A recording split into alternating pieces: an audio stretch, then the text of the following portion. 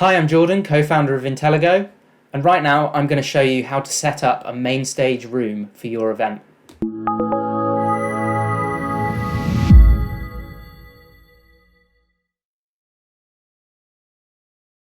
So from the Event Hub, we can go to the admin dashboard by clicking the three dots next to the profile and clicking Event Admin.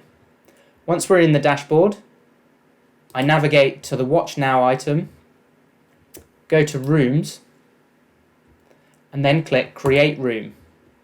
Here, I can type in a name for my room.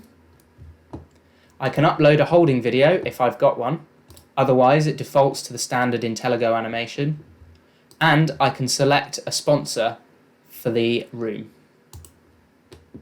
I can also toggle individual options like the room chat, questions and polling, and I can make this room a secret room which only allows access to users with certain tags. So if I'm done creating the room, I'll click Create, and there we go. We have a main stage room.